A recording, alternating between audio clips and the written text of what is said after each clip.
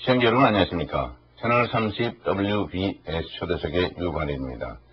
오늘은 화제의 신간 숨겨진 탈출구의 저자이신 김성혜 작가님을 모셨습니다.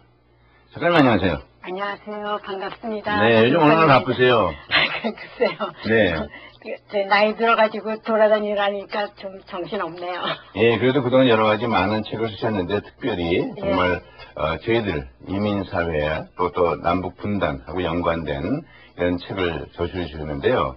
우리 먼저 저희 방송 처음 나와주셨는데요. 우리 시청자들과 동포들께 좀 간단히 인사 말씀해 주시죠.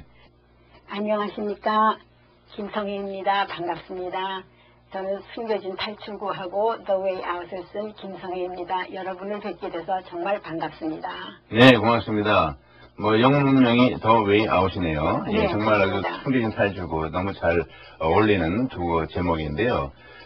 어떻게 이번에 워싱턴 방문하셨는데, 물론 이제 북 파티 때문에 오시겠지만, 어떻게 이번에 일정하고 어떻게 방문하시는 내용을 좀 소개해 주시죠. 예, 저는 워싱턴에 25년을 예전에 살았어요. 아, 그래요? 예, 그리고 이제 18년 전에 남편이 한국에 아주대학을 새로 신설하는데 거기 의사의 남편이 거기에 심장내과를 설립하는 일 때문에 한국으로 가서 거기서 10년을 살다가 다시 돌아올 때는 워싱턴으로 왔으면 좋을 텐데 미러키 위스콘신으로 가게 됐어요. 그래서 미러키 위스콘신에서 지금 9년째 살고 있습니다. 그렇지만 워싱턴에는 제 아들이 여기서 태어나서 여기서 자랐고. 아, 그래요? 예. 그리고 또 걔가 이제 또 어른이 돼가지고 다시 워싱턴으로 돌아와서 지금 걔도 심장내과 교수를 조지 워싱턴 대학에서 하고 있어요. 아, 그래요? 예. 그래서 아들이 있으니까 이제 또 더 잘됐다 하고 자주 오죠. 1년에 한 5-6번은 옵니다. 네, 이건 특별한 일정이 없더라도 자주 이제 왕래하시고 어떻게 보면 워싱턴 지역의 올드타운이시네요. 그렇죠. 그 연결을 조금 좀 계속해서 하면 왜냐하면 은퇴하고 나면 또 금방 뛰어올 자리니까. 아, 그렇네요. 그렇게 생각하고 있습니다. 네. 다시 한번 저 신간 숨겨진 탈출구 이제 발행하신 걸 축하드리고 아직 이제 곧 내일 모레면은 이제 북 파티 출판 기념회죠. 해장됐습니까? 나중에 또 자세히 소개해 주시고요. 일단 그 숨겨진 탈출구의 주제랄까 그 내용을 좀 개괄적으로 좀 설명해 주시죠. 예, 숨겨진 탈출구의 내용은 6.25 때 분산된 가족이 반은 북으로 가게 됐고 반은 남으로 가게 됐는데 남에서 남은 가족 중에 막내딸이 자기 언니들이 북에 있다는 생각은 하고 있거든요. 그래서 남에서 이제 학교 가기가 힘드니까 먹고 살기가 힘들어서 어려워서 학교 가기 위해서 고아원을 들어가요. 그 고아원에서 학교를 다니고 열심히 공부해가지고 이제 의사가 됐어요. 그래서 미국을 와서 미국에 있으니까 한국을 가볼 수 있는 기회가 북한을 가볼 수 있는 기회가 생겼기 때문에 북한을 가서 자기 언니들을 만나는 이야기예요. 그리고 이제 북한에 가서 이제 좀 일이 좀 복잡하게 꼬이게 되죠. 그렇죠. 이제 탈출구는 이 가족들이 어머니는 어머니대로 탈출구가 필요하고 아버지는 아버지대로 탈출구가 필요하고 이 두 언니는 북한에서 이제 가서 또 탈출구가 이제 찾아서 살게 되고 이 막내딸 미아대로 얘는 탈출구가 이제 열심히 공부하고 그래서 좀 자기 자신을 발견하는 그런 것 같아요. 그래서 그걸 쓰면서 그냥 우리들도 다 무슨 탈출구를 하나씩은 찾아서 가면서 사는 게 인생 아닌가 싶어서 그렇게 좀 줄거리가 된 셈입니다. 네. 예고편을 또 너무 자세히 듣으면 안 되니까요. 그 정도로 잘 듣고요. 아무튼 그것이 보면은 이제 우리 민족의 세계 유일한 분단과 국가인 우리 민족의 그 애환과 또 이 이민사회 연결되어지는 정말 우리들이 항상 충분히 관심이 되는 두 가지 주제가 겹쳐나가면서 벌어지는 여러 가지 내용이 있는데요. 많은 기대가 되고 또 구체적인 내용을 또 직접 책을 보면 또 다 알 수 있겠다고 생각이 들어지는데요. 북 파티가 언제 출판 기념이 언제 어디서 하는지 좀 구체적으로 말씀해 주시죠. 그러니까 8월 10일 토요일. 네네네. 예, 오후 2시에 맥클레인에 있는 감리교회 김영복 목사님이 하시는 감리교회 영어는 뭐 간단히 KUMC로 하는데 거기서 오후 2시에 합니다. 오시는 한인교회. 예, 예. 네, 그렇죠. 예. 예.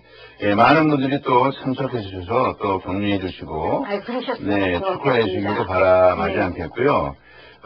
어떻게 이 책을 이거만 쓴 건 아니지 않습니까? 그동안에 뭐 The Way Out 외에 예. 쓰신 책이 많이 있는데 예.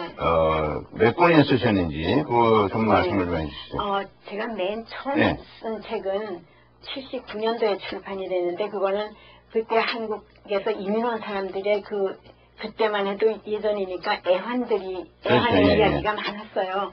제가 그거를 여기 한국일보하고 중앙일보에 게재를 했었거든요. 그 이야기들을 모아가지고 이민가족이라는 그러니까 수필집이죠. 네네. 그거를 79년에 냈고요. 그리고는 저도 여기서 생활하느라고 이제 밥벌이하고 뭐 저거 하느라고 일하느라고 바빠서 책을 못 쓰다가 1995년도에 남편이 한국을 나가게 되니까 그때 나가 있는 동안 이제 책을 이제 쓰기 시작해가지고 한 10권 정도 더 썼어요. 그래요? 예. 그 중에 하나는 또 베스트셀러도 했고요. 그래요? 예. 그래서 이제 들어와서도 좀 써야겠다 하면서 이번에는 영어로 한번 쓰고 싶은 생각이 항상 있었기 때문에 그래서 영어로 좀 써보게 된 거죠. 예. 그럼 이번에 숨겨진 탈출구가 먼저 나온 것이 영문판이 먼저 나왔죠? 예, 그렇습니다. 예, 근데 그게 뭐 아마존닷컴에서도 이제 구입할 수 있고, 어떻게 좀 독자들의 반응이나 좀 어떠신지요? 이게 영문판을 보시는 분들이 대부분 미국 사람들이 많으신데 그 어머니들이 특히 자녀분들이 티네이지 자녀분들을 둔 어머니들이 그렇게 좋아하시더라고요. 그래서 하는 얘기가 우리 애들이 특히 우리 딸들이 이 책을 좀 봤으면 좋겠다. 예, 왜냐하면 요새는 그런 이야기가 너무 없으니까 그런 이야기가 좀 아이들한테 아이들이 그걸 읽고 좀 그걸 어떻게 살았는지 전쟁이라는 게 무엇을 의미를 하는지 또 그렇지 전쟁을 겪지 않은 사람도 알기는 알아야 되겠다 그런 생각이 들어서 그것도 그거를 리딩 리스트로 했으면 좋겠다 그러는 어머니들도 많더라고요. 그래서 그건 참 다행으로 생각해요. 네. 또 뭐 한국 독자들이 읽어보시고 저한테 좋다 나쁘다 말씀해 주시면은 제가 그거는 뭐 참고로 하겠고요. 예, 근데 암만 해도 그동안에 그 주제를 보면은 이제 6.25 전쟁도 또 나오고 이제 한국에서는 또 많이 나왔지 않았습니까? 그렇죠. 이제 오히려 이제 미국 분들 볼 적에는 다른 관점에서 봐서 굉장히 유익한 또 내용이 있네요. 예. 근데 한국에서는 오히려 6.25 이야기는 뭐 그야말로 비일비재하고 마르고 닳도록 다른 작품들이 많기 때문에 거기에 대해서는 뭐 한국에서는 흥미가 없을 것 같아서 제가 그냥 내가 여기 좀 뭐라 그럴까 저를 어렸을 때 제가 힘들어할 때 저를 업어준 군인이 미군이 한 분 있거든요. 그래요? 그분 생각하고 또 우리 자녀, 우리 손자 손녀 얘네들이 영어로 좀 써 있으면은 읽기가 좋고 또 얘네들한테 도움이 되지 않을까 싶어서 그 두 가지 생각을 하고 이제 영어로 쓰다 그렇게 해서 쓴 건데 쓰고 났더니 평론하시는 명 교수님이 이건 한국말로 써라. 그러니까 미국에 있는 또 우리 교포들도 좋아하겠다. 그래서 이제 또 다시 급하게 한국말로 번역해서 두 개 한꺼번에 나오게 된 겁니다. 네. 그러니까 이제 그 내용은 픽션이지만 쓰시게 된 동기는 직접적인 그 계기가 있었네요. 그렇죠. 병사 이렇게 등에 업어주고 그다음에 그분은 기억하십니까? 못하죠. 네. 못하죠. 그래서 안타깝지만 그분이 정말 쓰게 된 동기, 아울러서 이렇게 좋은 결과가 나오는 거를 아실 수 있으면 얼마나 좋을까 아쉬움이 있네요. 그래서 이제 사실은 제가 그 만경대 김일성의 지금은 성지가 되어 있어요. 만경대 뒤쪽에서 우리가 살았거든요. 고향이 그쪽이세요? 그런데 제가 2살 때, 그러니까 1946년도에 아버지가 이제 걱정이 된 거예요. 아버지가 기독교인인데다가 중학교를 하고 있었거든요. 그러니까 누가 귀띔을 해줘서 빨리 살기 위해서는 도망가야겠다 싶어서 이제 도망을 가시면서 저는 할머니 할아버지한테 다 남겨두고 가셨어요. 그래서 저는 할머니 할아버지하고 거기서 6.25 때까지 사는 거예요. 그러니까 이제 내가 만경대도 좀 기억하고 이제 선친들이 데리고 올라가서 뒷산에 올라가서 저희가 만경대다 그러면 내가 김일성이나 만경대는 몰랐지만 경치 좋구나 그거는 어렸는데도 기억은 했어요. 그리고 이제 부산으로 아버지가 메가더 장군이 압록강까지 갔을 때 그때 첫 기차로 올라오셔가지고 저를 데리고 내려갔기 때문에 이제 남쪽으로 가서 제가 이제 부산 피난 가서 이제 거기서 이제 다른 사람들처럼 다 마찬가지로 고생을 좀 한 거죠. 7살짜리도. 7살짜리도 전쟁은 피할 수가 없잖아요. 그럼요. 그때 오히려 또 동생들도 또 7살이면 또 돌봐야 되지 않았습니까? 그렇죠. 그게 저한테는, 저는 북한에 살 때는, 그러니까 거기 송산리에 살 때는 나 하나 어린애잖아요. 그렇죠. 그러니까 이제 난 애완용 강아지처럼 사랑만 받고 살았는데. 공주였는데요. 근데 그때 생각에 엄마가 보고 싶으면 이제 엄마 사진을 꺼내서 보면 엄마는 신교육을 받으셨기 때문에 머리 고대하고, 그러니까 거기 어머니들은 다 쪽지고 뭐 농사꾼 하는 할머니들인데 우리 엄마는 안경 끼고 예쁘거든요. 신식이네요. 그렇죠. 그러니까 그 엄마를 보면서 야 이제 내가 우리 엄마를 만나면 이거보다 나는 진짜 천국일 거구나 했는데 만나니까 그때가 전쟁인 거예요. 전쟁 때 만난 거예요. 그리고 만나보니까 동생이 셋이에요. 그리고 부산 피난 가 있는 동안 어머니가 아기를 하나 더 낳았어요. 근데 그때 그 네 번째 동생이 1월 7일에 난 거예요.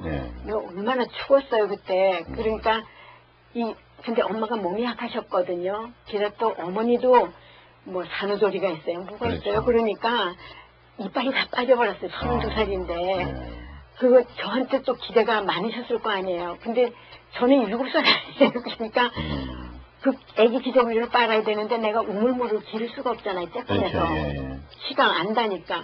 그러니까 기저귀를 냇가에 가서 빨았는데 냇물이 얼은 거예요. 그러니까 그 얼음 냇가에서 기저귀를 빨아오느라고 손발이 다 이제 그 동상이 걸렸어요. 그러니까 맨날 밤 울고 있어. 잠 못 자고 울고 그러던 때예요. 근데 그리고 이제 내가 집에만 있으면 아기를 등에 업고 있을 거 아니에요. 그러면은 이 미군들이 지나가다가 자꾸 제 사진을 찍더라고요. 근데 저는 생각에 내가 얼마나 예쁘면 저렇게 사진을 찍어주나. 그래서 나를 알아주는 사람이 있구나 하고 딱 포즈 취하고 사진 찍으라고 그랬거든요. 그리고 그중에 한 미군은 저를 그렇게 특별히 찾아와서 저한테 뭐 사탕도 주고 껌도 주고 장난감 인형도 갖다 주는데 꼭 동생들한테 주지 않고 저한테 줘요. 근데 저는 그게 너무 이제 나를 어린애 취급을 하는 게 고맙고 감사했어요. 그런데 한 번은 그 군인이 왔을 때 제가 등에 이제 아기를 업지 않고 있을 때가 있었어요. 그랬더니 이 사람이 저를 안아서 자기 등에다가 업어주더라고요. 근데 그게 저는 뭐 천국이 따로 없었어요. 너무 힘들게 이제 그러니까 뭐 나는 국민학교 그러니까 유치원이 있는 건 몰랐고 국민학교 1학년은 가본 적이 없고 2학년은 몇 번 갔던 기억이 있어요. 근데 3학년에 가서 처음 성적표를 받았는데 그래도 4학년으로 올려는 줬는데 결석한 날하고 출석한 날하고가 비슷한 거예요. 그리고 출석한 날도 대부분이 다 지각이에요. 왜냐면 아침에 기저귀 빨아가고 설거지 해놓고 뛰어서 가면 늦는 거죠. 그럴 때 이 군인이 나를 업어줬다는 게 나한테는 너무 감동스러웠어요. 그래서 내가 그때 생각에 나는 열심히 공부해서 영어 많이 배워서 미국 가겠다. 그러면 이 군인을 만나겠다. 그게 마지막이었어요. 그 군인이 업어주고는 다시는 오지는 않았어요. 근데 저한테는 그게 희망이 됐어요. 그래서 내가 지금 돌이켜보면 그런 생각이 들어요.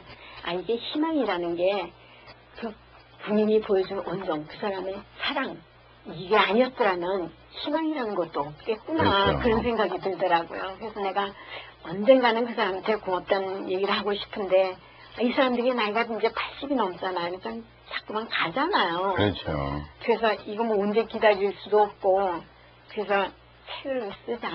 그리고 또 책을 쓰면 또 우리 후세들이한테 도움이 되겠다. 그렇게 해서 이제 근데 제가 대학을 졸업하고 미국을 왔는데 제가 쓰는 영어가 얼마나 훌륭하겠어요. 그렇죠. 아무리 영문과를 나왔다 해도 그리고 제가 여기서 교육학을 하기는 했지만 그것도 또 그렇게 뭐 너무 물론 안 되는 건 아니죠. 네.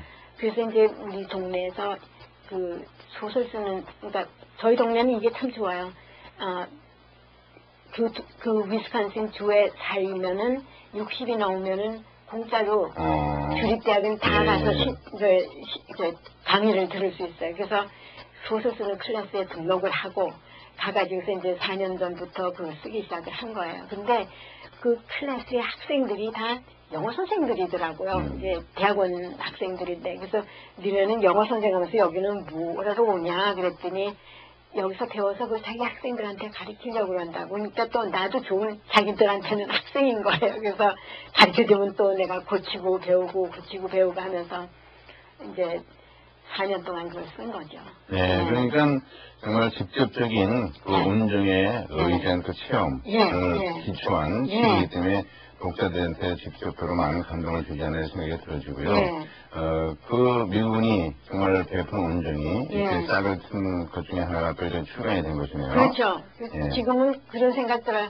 그 미군이 내가 그렇게 자기가 불쌍하게 생각해서 업어줬던 애가 지금 커서 저렇게 건강하게 잘 살고 있다는 걸 알면 얼마나 기쁘겠어요. 그래서 그렇죠. 참 자랑스럽게 좀 생각해줬으면 좋겠고 또 하나는 그 사람도 자기 자신이 뭘 했는 거에 대해서 자랑스럽게 좀 생각해줬으면 좋겠다 싶어요. 네, 그 모든 내용들이 이렇게 보면 우연히 이루어진 것이 아니라 정말 하나님의 섭리 가운데 섭리고 은총이라고 은총이라고 생각할 수밖에 없네요.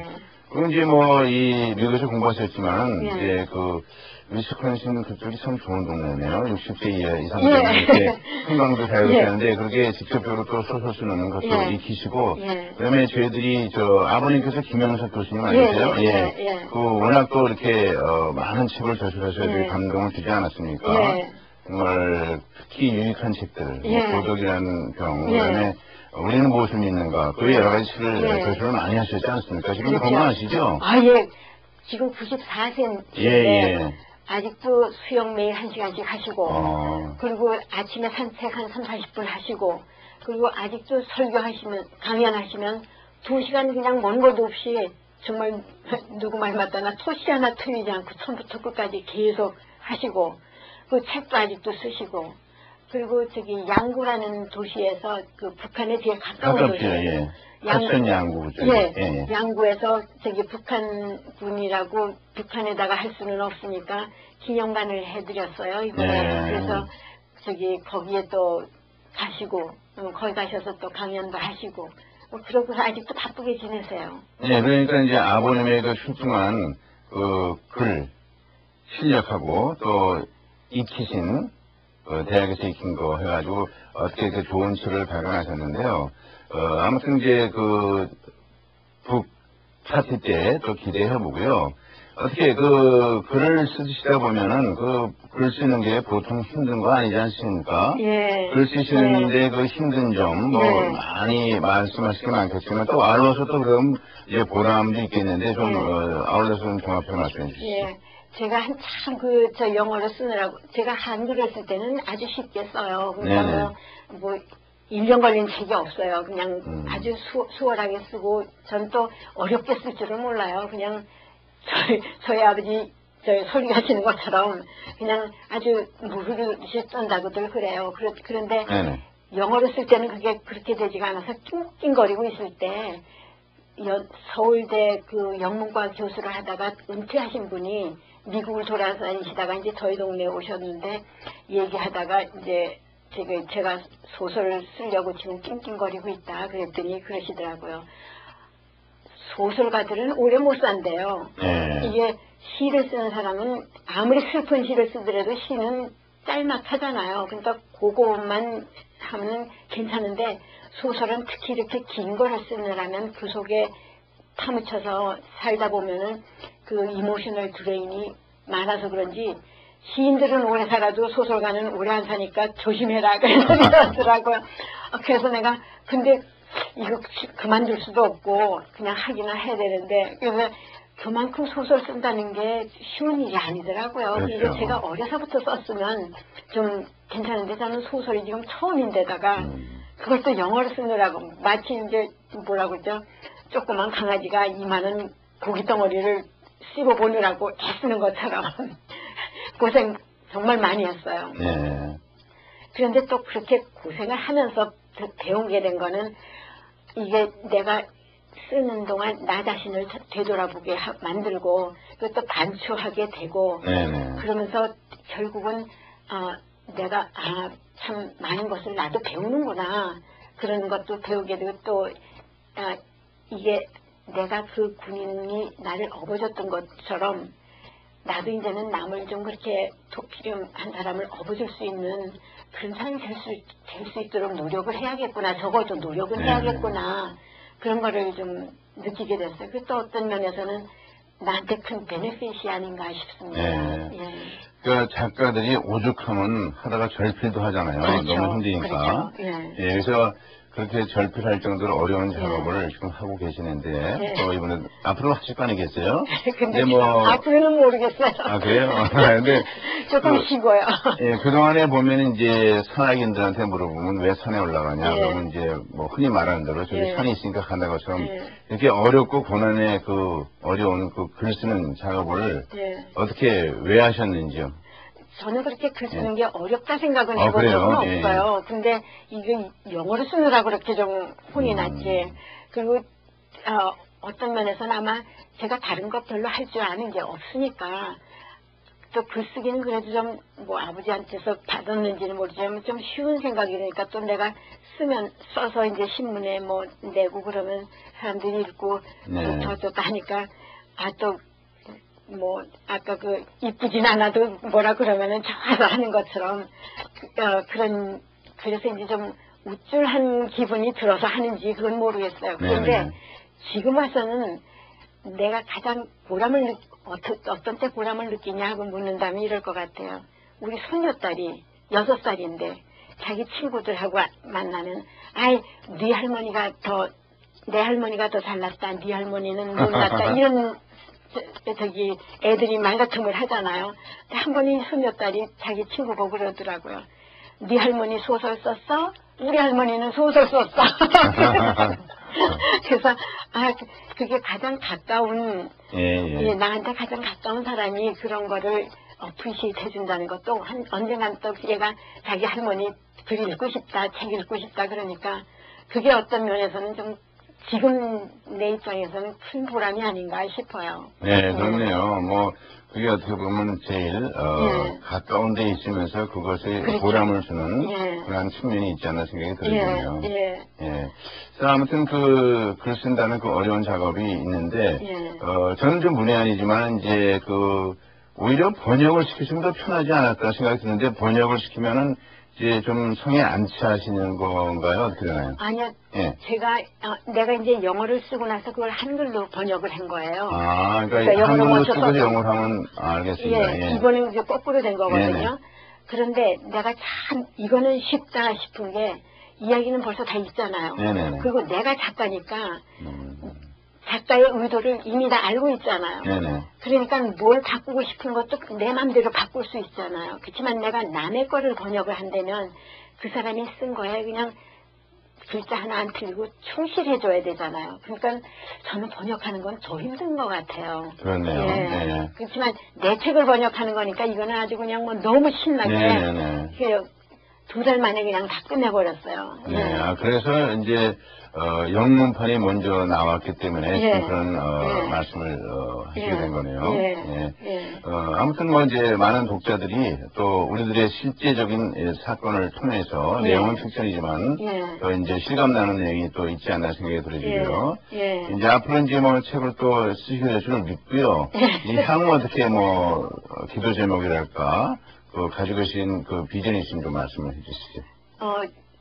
기도 제목이랄까 그거는 아까 말씀드렸던 대로 그래요. 제가 그 군인이 나한테 베풀어줬던 그 온정, 뭐 사랑 이런 걸 이제는 내가 남한테 좀 베풀는 그런데 좀 더 노력하고 좀 더 하도록 애쓰고 그러는 게 이제 저한테는 좀 남은 숙제가 아닐까 그렇게 생각해요. 네, 지금 뭐 탈출구 그 자체 지금 본인들이 그 군인처럼 본인이 기대하고 베푼 건 아니지 않습니까? 그렇죠. 예, 그런데 그것이 어떻게 보면 한 사람 어린 소녀의 탈출구 또 많은 사람들이 또 감동을 주는 탈출구를 통해서 그 앞으로 더 나은 삶이 또 있지 않겠습니까?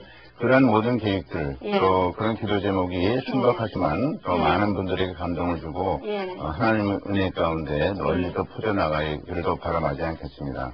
아유, 그렇게 말씀해 주시니까 감사합니다. 예, 일단 그 출판 기념회 평화에 잘 마치게 되기를 기대하고요.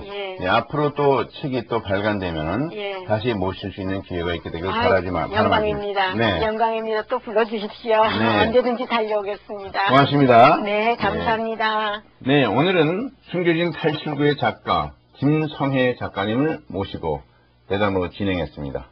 여러분 감사합니다. 안녕히 계십시오. 감사합니다.